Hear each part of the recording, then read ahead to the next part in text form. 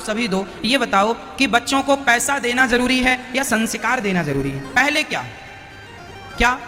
इसलिए लापरवाही ना करना, ये समझना कि आपको बताने के लिए भगवान ने हमें भेजा है कि जाओ इन लोगों को बता के आओ जो भूल चुके हैं, रास्ता भटक चुके हैं, बताओ। ये मत समझना कि ये अनिरुद्ध कह रहे हैं, हम नहीं कह रहे हैं मेरी माँ, भगवान ही कह रहे हैं कि बच्चों को संस्कार दीजिएगा। ये दास अनिरुद्ध तो भगवान की वाणी, भागवत भगवान की वाणी है, और वही वाणी आपको हम सुनाते हैं। हमारी अपनी क्या वाणी है? कोई वाणी नहीं। संस्कार दे दोगे तो बच्चे यहां भी सुखी रहेंगे, आगे भविष्य भी उनका सुखी रहेगा। और संस्कार नहीं देंगे तो आजकल लोगों को बात करने का भी तो सलीका नहीं है, ढंग नहीं है, कैसे बात करनी चाहिए। जो मन में आए बोल दिए। आपके बच्चों को ये जरूर बताया करो, बेटा अपने से बड़ों से कैसी बात करनी चाहिए। आप बड़ी बड़ी पोस्टिंग में हैं, बड़े बड़े स्थानों पर आप हैं, आप सरकारी कार्यकर्ता हैं या प्राइवेट कार्यकर्ता हैं, जहां भी हैं, बड़ी पोस्ट में हैं, बड़े पद में हैं, कहीं भी हैं, संस्कार की जरूरत सब जगह होती है, हाँ या ना? हमें बात कैसी करनी चाहिए ये कौन सिखाएगा? स्कूल की जो पढ़ाइयां होती है ना मैया, आप पीएचडी, एक नहीं डबल पीएचडी कर लो, लेकिन पीएचडी करने के बाद भी आपको बात करने का सलीका आ जाए जरूरी नहीं है। आज बड़े बड़े पीएचडी वालों को भी बात करने का तरीका पता नहीं होता, कैसे बात करनी चाहिए। तो जरूरी नहीं है कि आप स्कूलों में पढ़ लेंगे, कॉलेजों में पढ़ लेंगे तो आप विद्वान हो जाएंगे। मेरी माँ, बात कैसे करनी चाहिए अपने से बड़ों से, कैसे बात करने का हमारा तरीका हो, ये माँ बाप बताएं। बेटा ऐसे गलत बात ना करो, किसी का अपमान ना करो, तू तड़ाक करके बात ना करो। रे और बे जैसे शब्दों का हमारी बातों में कोई स्थान नहीं होना चाहिए। तू तड़ाक करके नहीं, रे और बे। आजकल के नौजवान पढ़े लिखे बच्चे गाली देकर बात करते हैं, रे और बे जैसे शब्दों का बार बार प्रयोग करते हैं, हाँ या ना भैया, हाँ या ना? गालियों का प्रयोग करते हैं। क्या यही हमारे और आपके संस्कार हैं? बच्चों को कभी भी गलो अच्छा, आजकल मैं देखता हूं छोटे छोटे बच्चों को लोग गालियां देना सिखा देते हैं। खासकर ये प्रचलन आज भी गांव में पाया जाता है। गांव में यदि आपका बच्चा किसी के साथ जाकर बैठ जाएगा ना, तो वो उसे क्या सिखाएगा? बेटा गाली ऐसे दो। वो गाली दे के बूढ़ा बताएगा, जवान बताएगा, गाली दो, वो बच्चा सीखेगा, फिर वो जाके अपनी माँ को गाली देगा, अपने बाप को गाली देगा। गांव में आज भी ऐसी ओछी बुद्धि वाले लोग मिल जाएंगे हजारों, हाँ या ना? वो चाहते हैं कि तुम्हारे बच्चे बिगड़ जाएं। वो तो बिल्कुल लिए बैठे हैं कि कब मौका मिले, कब तुम्हारे घर में आग लगाएं। वो तो माचिस तीली बिल्कुल तैनात, कब मार दें, कब जल जाए। आपके बच्चों को बिगाड़ने वाले 1 लाख लोग लगे हैं। केवल आप ही ऐसे हैं माता और पिता जो अपने बच्चों का भविष्य अच्छा बनाना चाहते हैं। इसलिए बच्चों को ऐसा बनाओ कि वो किसी की बात ना माने, तुम्हारी बात माने, माता और पिता की। ये संस्कार देना तुम्हारी जिम्मेदारी है। तुम्हारे बच्चे तुम्हारी बात नहीं मानते, मतलब तुमने संस्कार नहीं दिया, इसलिए नहीं मानते। नहीं, क्या मजाल, वो हाथी कैसा जो अंकुश के बस में ना हो, वो घोड़ा कैसा जो लगाम के बस में ना हो, और वो बच्चा कैसा जो माँ बाप के बस में ना हो। यदि बस में नहीं है, गलती तुम्हारी है, मम्मी और पापा की। तुमने संस्कार नहीं दिए, बाद में रोने मत बैठ जाना। वो घोड़ा किसी काम का नहीं है मैया जो लगाम के अनुसार ना चलता हो, फिर उस घोड़े की कोई कीमत नहीं है, हाँ या ना? महाराणा प्रताप का घोड़ा था, हाँ या ना? महाराणा प्रताप का घोड़ा था, चेतक नाम था ना? वो चेतक कितना समझदार था, अपने मालिक की रक्षा के लिए कितनी बड़ी बड़ी उसने अपना बलिदान तक दे दिया, छलांग लगाई थी लंबी उसने। कहने का तात्पर्य यह है, जो घोड़ा मालिक के इशारों को समझता है वो घोड़ा कीमती है, वो वफादार घोड़ा है। वो हाथी जो मालिक के इशारों को समझता वो वफादार, और जो समझे ही ना पागल हो जाए, लोग कहेंगे पागल हाथी भागो भागो, उस पागल हाथी की कोई कीमत नहीं है। तुम्हारा बेटा भी तुम्हारी सुनता नहीं है, पागल हो गया है, दिमाग खराब है। क्यों होने दिया दिमाग खराब? कंट्रोल में क्यों नहीं रखा? इसलिए बच्चे छोटे हैं तब से ही उनको समझाओ, सही रास्ता बताओ। छोटे छोटे बच्चे हैं मैया, कुम्हार के हाथ में माटी होती है, वो उस माटी से चाहे तो घड़ा बना दे, वो चाहे तो चिलम बना दे, मर्जी उसकी है। तुम्हारे बच्चे भी माटी हैं और तुम माँ बाप कुम्हार हो। तुम अपने बच्चों को चाहो तो घड़ा बना दो, चाहो तो चिलम बना दो, मर्जी तुम्हारी है। चिलम बनेंगे तो खुद भी जलेंगे, औरों को भी जलाएंगे, और घड़ा बनेंगे खुद भी ठंडे रहेंगे, औरों को भी शीतलता प्रदान करेंगे। घड़ा तुम बनाओगे, जैसा बनाना चाहे बना लो। माटी तुम्हारे, छोटे छोटे बच्चे माटी होते हैं, मिट्टी होते हैं, जैसे संस्कार दोगे वैसे बन जाएंगे। कल रोने ना बैठ जाना, गलती तुम्हारी होती है। बच्चे स्कूल जा रहे हैं, स्कूल से आने के बाद बच्चों को समय निकालकर मम्मी पापा तुम बैठ जाओ, बात करो, बेटा आज स्कूल में क्या बताया, क्या पढ़ाया। तुम बच्चों को डराया ना करो, मारा ना करो, प्यार किया करो। ऐसा प्यार करो कि सारा तुमसे बच्चे सारी बातें बताएं। कई बार ना बच्चों के साथ गलत होता है, स्कूल में, पड़ोस में, जमाने में, लेकिन बच्चे तुमसे डरते हैं, कुछ बताते नहीं है। माँ बाप उसको ना मारते रहते हैं, डांटते रहते हैं, आंख दिखाते रहते हैं। बच्चे डर जाते हैं। ये माँ बाप का व्यवहार बच्चों के, यही तुम्हारा व्यवहार तुम्हारे बच्चों का भविष्य लेकर डूब जाएगा। ना तुम घर के रह जाओगे ना घाट के। इसलिए बच्चों के प्रति बहुत बहुत जागरूकता की जरूरत है मेरे देश को। आज तुम्हें पता ही नहीं कि बच्चों के साथ कैसा व्यवहार करना चाहिए। बच्चों को प्यार किया करो, लाड किया करो, लेकिन इतना भी लाड़ प्यार ना करना कि वो सिर पे चढ़ने लग जाएं। बात समझिएगा, वीणा के तारों को उतना ही कसना है जितने में सुर निकले। ढीला छोड़ोगे तो सुर नहीं निकलेगा, ज्यादा कस दोगे तो टूट जाएगा। वीणा के तारों को उतना ही कसना होता है जिससे मधुर मधुर सुर निकल जाए। बच्चों को उतना ही लाड़ प्यार की भी जरूरत है, मार की भी जरूरत है। जहां लगे मारने की जरूरत है मारो, जहां जरूरत है प्यार की प्यार करो। ना ज्यादा खींचना ना ज्यादा ढीला छोड़ना, नहीं तो दोनों में नुकसान है। दाल में नमक मात्रा से डाला जाता है, कम डाल दोगे तो भी स्वाद बिगड़ जाएगा, ज्यादा डाल दोगे तो भी स्वाद बिगड़ जाएगा। एक मात्रा होती है कि इतनी दाल में इतना ही नमक डलेगा। ज्यादा लाड़ प्यार करोगे तो बच्चे सिर पे चढ़ जाएंगे। और हमारे यहाँ कहते हैं बेटी कितनी सुंदर हो, बेटी कितनी भी सुंदर हो, उसे घर घर घुमाना ना चाहिए। और बेटा कितना प्यारा हो, उसे सिर पे चढ़ाना ना चाहिए। यदि चढ़ाओगे कल तुम्हारे छाती पे चना दरेंगे, बाद में रोने मत लग जाना। संस्कार बहुत जरूरी है।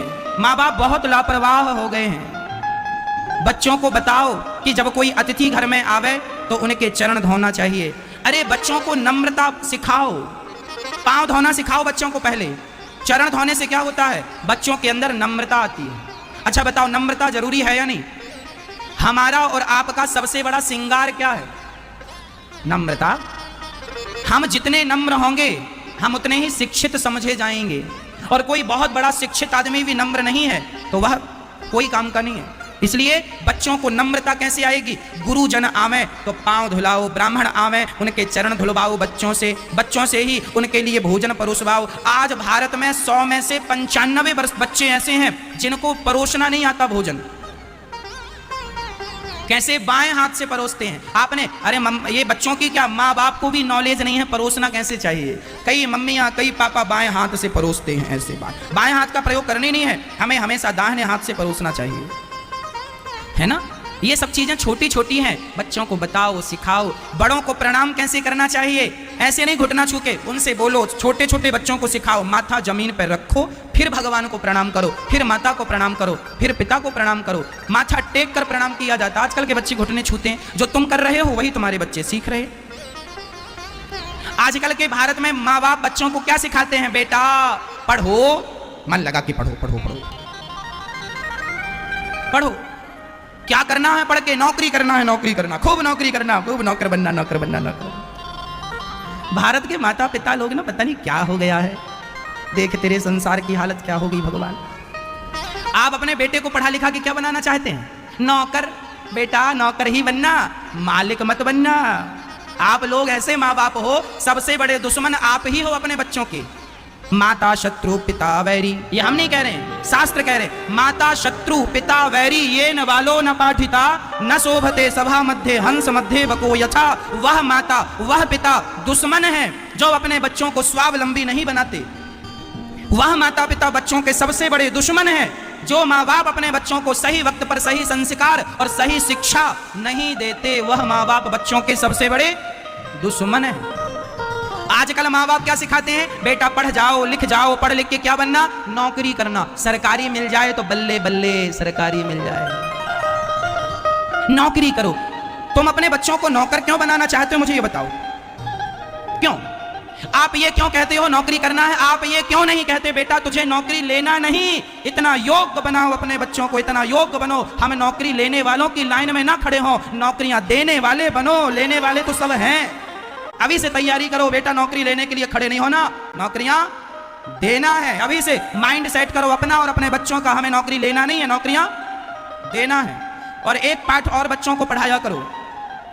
बच्चों को सदा ये रटाया करो कि बेटा तुम्हें अपने लिए नहीं कमाना, तुम्हें परिवार के लिए नहीं कमाना, ना तुम अपने लिए काम करो ना परिवार के लिए काम करो। काम करना है, पैसा कमाना है तो देश के लिए काम करना है।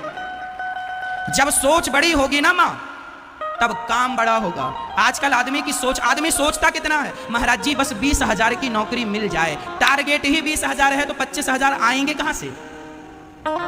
तुम्हारी सोच ही सीमित है, छोटी बुद्धि के हो, छोटा सोचते हो। अरे बड़ा सोचने में नुकसान क्या, पैसा लग रहा है क्या? बताओ, यदि मैं सोचूं कि मुझे 10 लाख रुपए महीना कमाना है, कुछ ऐसा करूं कि 10 लाख आए, मैं किसी का गला नहीं काटूंगा, मैं किसी को चोरी नहीं करूंगा, किसी के घर मेहनत करूंगा और मेहनत के बल पे मैं 10 लाख रुपए महीना कमाऊंगा, 20 लाख रुपए महीना कमाऊंगा, 1 करोड़ रुपया महीना कमाऊंगा। ऐसी सोच के साथ आगे बढ़ो मेरी माँ। टारगेट ही तुम 10-20 हजार का लेके चलोगे तो कितना, 10 का टारगेट लोगे तो कितना 20 कमाओगे, 20,000 रुपए माह का टारगेट लोगे तो ज्यादा से ज्यादा 30 कमाओगे। सारी जिंदगी तुम्हारी 30,000 में सिमट कर रह जाएगी, सारी जिंदगी 30,000 रुपए में सिमट कर रह जाएगी। और मैं कहता हूं मेरे देशवासियों, तुम 30,000 रुपए नहीं, तुम 30 करोड़ रुपए महीना कमाने के योग्य हो, लेकिन अपनी बुद्धि, अपना दिमाग, अपना दिल लगाते नहीं हो। हम क्या करें? टाटा, बिरला, अंबानी और अडानी, इनका भी तो अंदर जो ब्लड है, रक्त है, वो लाल ही है। उनके भी तो भगवान ने 2 ही हाथ दे रखे हैं, उनके भी तो भगवान ने उतना ही बड़ा दिल दे रखा है जितना तुम्हारा बड़ा है। वो भी तो 5-6 फीट के ही आदमी हैं, वो भी तो तुम्हारी और आपकी तरह दिखने में है, हाँ या ना? क्या अलग है? 4 हाथ हैं टाटा, बिरला, अंबानी के, 2 हाथ हैं तुम्हारी हमारी तरह। उनके भी खून लाल है, उनके भी सिर पे बाल है, उनका भी पूरा हुलिया तुम्हारी तरह है, पर वो इतने बड़े, तुम इतने छोटे। कारण क्या है? वो इतने बड़े इसलिए हो गए क्योंकि उनकी सोच बड़ी है, टारगेट बड़ा है। तुम्हारी सोच छोटी रह गई इसलिए तुम छोटे रह गए हो, टारगेट छोटा है तुम्हारा इसलिए तुम छोटे रह गए। इसलिए कहता हूं सोच बड़ी रखनी चाहिए, सोच बड़ी। गुरु गोविंद साहब, गुरु गोविंद देव जी का नाम सुना होगा। गुरु गोविंद देव जी के सामने उनके पास केवल 40 जवान रह गए थे, 40 लोग, और औरंगजेब की सेना में 10 लाख लोग थे। कितने? जोर से 10 लाख लोग थे। इतिहास के पन्नों को उलट कर देख लेना, गूगल में पढ़ लेना, जो मैं कह रहा हूं वो भारत का इतिहास बोलने जा रहा हूं। गुरु गोविंद देव जी की सेना में केवल 40 लोग बचे थे और औरंगजेब की सेना सामने खड़ी थी जिसमें 10 लाख लोग थे। गुरु गोविंद देव जी से पूछा गया, सामने वाला लड़ोगे? तुम्हारे पास 40 हैं, हमारे पास 10 लाख लोग हैं। गुरु गोविंद देव जी ने कहा लड़ूंगा। मरना तो वैसे भी है, लड़के मरो। जीवन में रिस्क लेना पड़ता है। और देखो, जब सोच अच्छी हो, नीति अच्छी हो और नियत अच्छी हो ना, तो परमात्मा भी सपोर्ट करता है। माँ, 40 लोगों के टुकड़ी के साथ गुरु गोविंद देव जी ने लड़ना शुरू किया। मेरी माँ, इतिहास के पन्ने उठाकर देख लेना, वो 40 लोग 10 लाख लोगों पर भारी पड़ गए थे। इतिहास गवाह। कोशिश करने वालों की हार नहीं होती माँ। विडंबना तो यह है, तुमने कभी कोशिश की ही नहीं। तुम केवल नौकर बनना चाहे हो तो नौकर बने हो, तुमने कभी मालिक बनने की कोशिश नहीं की, इसलिए कभी मालिक नहीं बन पाए। गुरु गोविंद देव जी सिखा रहे हैं कि हम 10 लाख पर भारी हैं। हम हिंदुस्तानी 10 लाख लोगों पर, एक हिंदुस्तानी 10 लाख लोगों पर भारी है। कहां हो आप लोग? उठो धरा के अमर सपूतो, पुनः नया निर्माण करो। क्यों सो रहे हो भारतवासियों? नौकर नहीं बनना, लिख के रखो अपने अपने घरों में और अपने अपने बच्चों को सिखाओ। नौकर नहीं बनना, मालिक बनोगे तो देश हमारा मजबूत होगा। हमारे देश से गरीबी कैसे जाएगी? कौन जवाब देगा? मेरे देश से गरीबी तब जाएगी जब आपकी गरीबी चली जाएगी। भारत में 135 करोड़ लोग रहते हैं माँ, 140 करोड़ लोग रहते हैं मैया। यदि 140 करोड़ लोगों ने अपनी अपनी गरीबी मिटा ली, अपने आप मेरे देश से गरीबी चली जाएगी। लेकिन आदमी समझता ही नहीं है, नौकर बनने की होड़ में लगा हुआ। ना ना, मुझे नौकरी दो, मुझे नौकरी। काहे दे नौकरी? मालिक बनो। क्या कमी है तुम में? क्या नहीं कर सकते तुम? कल्पना चावला वहां चली गई अंतरिक्ष में और तुम यहां 10,000 की नौकरी के लिए तरस रहे हो। एक लड़की का मैंने आपको वाक्य बताया था कि वो ट्रेन से गिर गई थी रात को, किसी ने उसको धक्का दे दिया, उसके दोनों पांव कट गए थे। वो लड़की आज भी जिंदा है, नाम मुझे स्मरण नहीं। दोनों पांव कट गए थे, रात भर पटरियों पर, ट्रैक पर पड़ी रही, चूहे उसका मांस कुतरते रहे रात भर। सवेरे डॉक्टरों के पास गए, डॉक्टरों ने दोनों पांव काट दिया, लेकिन वो खड़ी हो गई लड़की नकली पांव लगवाकर। और नकली पांव के बल पर मेरे भारत की वो लड़की ने एवरेस्ट की चोटी पर चढ़कर के तिरंगा लहराया है। आज भी वो लड़की है, मुझे नाम स्मरण नहीं है, आपको हो तो बता दो। अभी भी है वो। हाँ मैया, मैं ये कहना चाहता हूं कि बताओ विकलांग कौन होता है? बताओ, जिसका पांव नहीं है क्या वो विकलांग है? ना मेरी माँ, थिंकिंग निकाल दो, अपडेट कर लो अपने आप को। जिसके पांव नहीं है वो विकलांग नहीं है, जिसके पांव होने पर भी कोशिश ना कर रहा हो वही सबसे बड़ा विकलांग है। सब कुछ है तुम्हारे पास पर तुमने कोशिश नहीं की, तुम सबसे बड़े विकलांग हो। क्योंकि तुमने कोशिश, काश तुमने कोशिश की होती तो आज तुम चांद की तरह चमक रहे होते तारों की, लेकिन तुमने कोशिश कहां की? तुम भीड़ में खड़े हो गए, साहब नौकरी दे दो।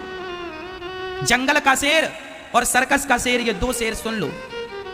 सर्कस का शेर वो होता है जो मालिक के टुकड़ों पर पलता है, और जंगल का शेर वो होता है जो अपना शिकार, नौकरियां करने वाले सर्कस के शेर होते हैं, मालिक के टुकड़ों पर पलने वाले जंगल का शेर वो होता है जो स्वयं अपना शिकार करता, खुद खाए और शिकार करता है तो उसके लेने वाला नहीं, और भी उस मांस पर कुत्ता और जंगल के सुअर, बाकी लोग और गिद्ध इत्यादि भी उसके शिकार पर अपना पेट भर लेते हैं। हाँ या ना? अब आपको डिसाइड करना है कि बच्चों को नौकर बनाना है कि मालिक माँ बाप, आप डिसाइड करो। तुम तो नौकर बनाने के चक्कर में हो। बेटा पढ़ जा, खूब पढ़ जा, नौकर बन जाना बाद में। और नौकर नहीं बन पाते कुछ बच्चे तो आत्महत्या कर लेते हैं, हम तो पास ही नहीं हो पाए, अच्छे नंबर नहीं ला पाए, अच्छी डिवीजन नहीं ला पाए, मर जाओ। क्या कायरता भरी जिंदगी तुम जी रहे हो? क्या मरना समस्या का समाधान है? क्या कायरता भरी जिंदगी तुम जी रहे हो? क्या मरना समस्या का समाधान है? अरे कोशिश तो करते अपने पांव पर चलने की, कोशिश तो करते बिजनेस व्यापार करने की। सब सफल हो रहे हैं, तुम भी हो जाते। याद रखना मैया, यदि जीवन में एक सफलता ना मिले तो समझ लेना कि परमात्मा तुम्हें कुछ बड़ा देना चाह रहे हैं। हार ना मान जाना, फांसी ना लगा लेना। एक जगह हार गए कोई बात नहीं, हम फिर कोशिश करेंगे। शायद विधाता हमें इससे ज्यादा देना चाहते हो। हमारी किस्मत हमारे भाग्य में बहुत ज्यादा है। देर लगती है लेकिन सफलताएं भी मिलती हैं मैया, यदि आदमी अपने लक्ष्य की तरफ सीधा चलता है तो। हाँ या ना? टाइम लगता है।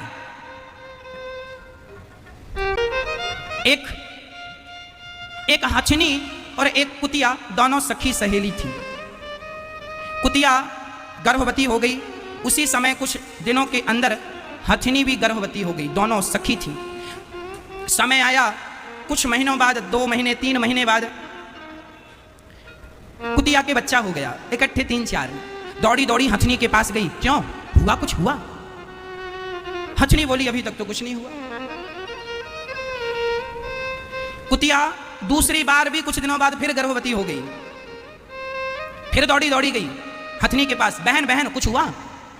नहीं कुछ नहीं हुआ। अरे हमारे तो 4-4 बच्चे हो गए, देखो खेल रहे हैं, पप्पू टप्पू कुप्पू देखो, तो तुम्हारे कुछ नहीं हुआ? हथनी ने कहा नहीं अभी कुछ नहीं हुआ। तीसरी बार फिर कुतिया गर्भवती हो गई, उसके बच्चे हो गए, फिर दौड़ी दौड़ी गई, बहन कुछ हुआ? हम तो 3 बार मां बन गए और तुम 1 बार ना बन सकी। तब हथनी ने कहा बहन तेरे कुत्ते के बच्चे हैं, हमारा हाथी का है, बड़ा होता है हाथी का, टाइम तो लगता है।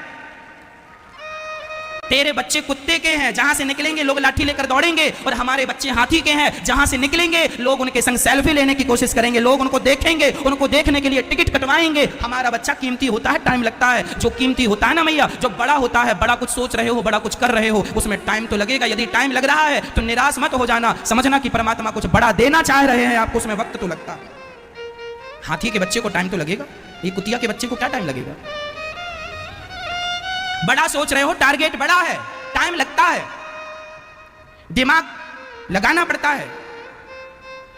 अंबानी ने दिमाग कैसा लगाया? पहले सिम सारी फ्री में बांटी, जियो की सिम फ्री में चलवाई, खूब दिया डाटा, खूब दिया, खूब चलाओ, फ्री में दिया। उसके बाद वसूली चालू। दिमाग लगाना पड़ता है। छोटे लोग छोटा दिमाग लगाते हैं, बड़ा व्यक्ति बड़ा दिमाग लगाता है। आप कितना ज्यादा दिमाग लगा सकते हैं अपने बिजनेस, अपने व्यापार में? जितना लगा सकते हैं, जितना अच्छा बना सकते हैं, वह बिजनेस व्यापार उतना अच्छा बन के उभरेगा, यदि आपने उसको दिल से किया है तो।